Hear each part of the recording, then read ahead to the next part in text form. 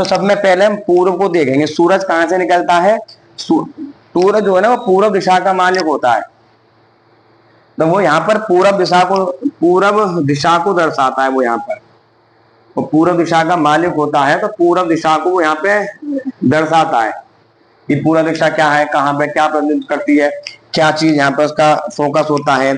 अगर हम किसी भी चीज को यहाँ पर हम देखेंगे, जैसे सूर्य पूर्व दिशा का मालिक है, अगर हमें किसी चीज को देखना है, जैसे किसी ग्रह को देखना है, तो जैसे कि मान लो कि कोई व्यक्ति आपसे करियर के बारे में पूछता है कि सर मेरा करियर कौन से फील्ड में बनेगा, किस दिशा में हमारा करियर बनेगा, तो उसके लिए सबसे पहले हमें किसको देखना होगा?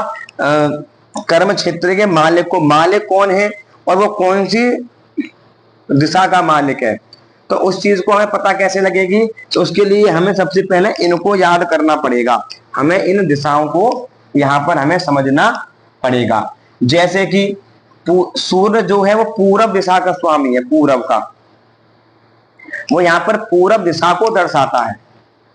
कोई पूरब दिशा का मालिक है। चंद्रमा वायव्य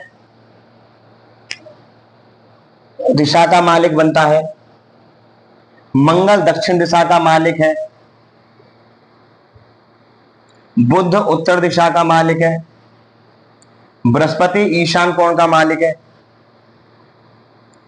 शुक्र आग्नेय कोण का मालिक है। और राहु केतु नैऋत्य के मालिक होते हैं।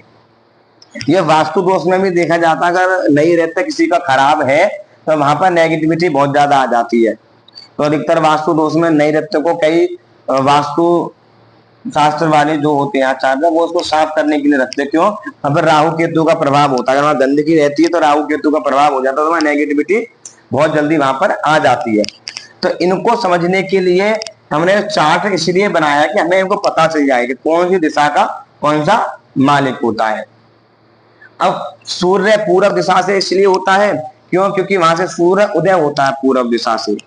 शनि कहां से उदय होता है? पश्चिम से। जहां पर सूर्य अस्त होगा वहां पर शनि होगा ठीक सामने। अब जहां पर मंगल होगा, दक्षिण दिशा का स्वामी मंगल माना जाता है, उसके जस्ट सामने बुध होगा उत्तर। वो यहां पर दर्शा देगा चीजों को।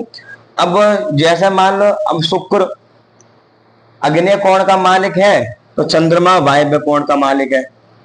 जब गुरु ईशान कोण का मालिक है, तो राहु नैऋत्य का मालिक है।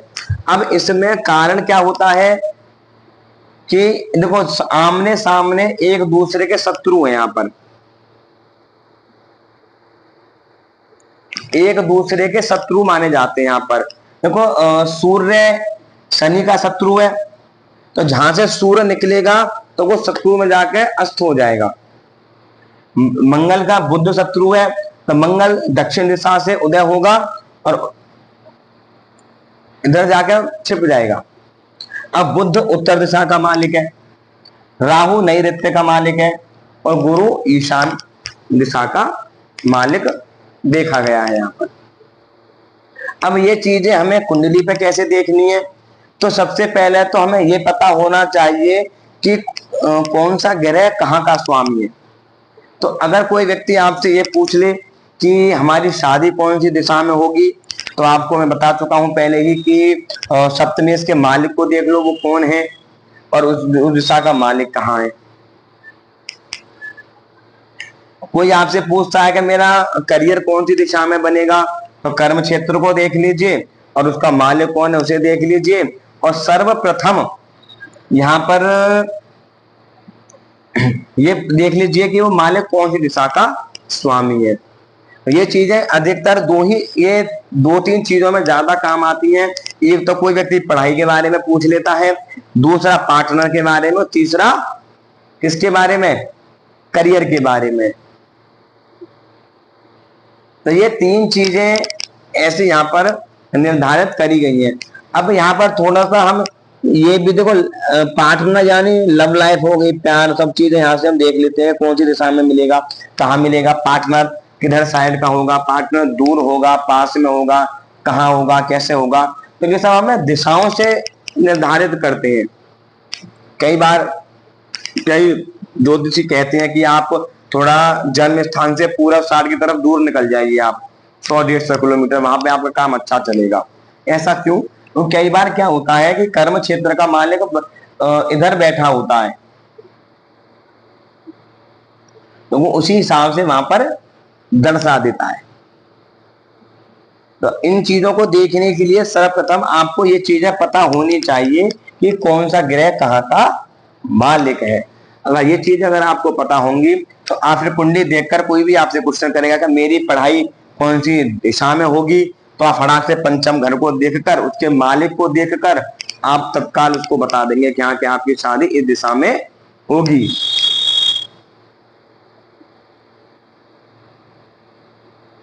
हाँ, कोई भी चीज मतलब जैसे मान लो अब ये तुम्हें पता है, अगर ये जैसे मान लो हम प्रश्न कुंडली कई बार बना लेते हैं, हमने उस दिन भी कहा था कि आप प्रश्न कुंडली में देख लीजिए, सबसे पहले लगन को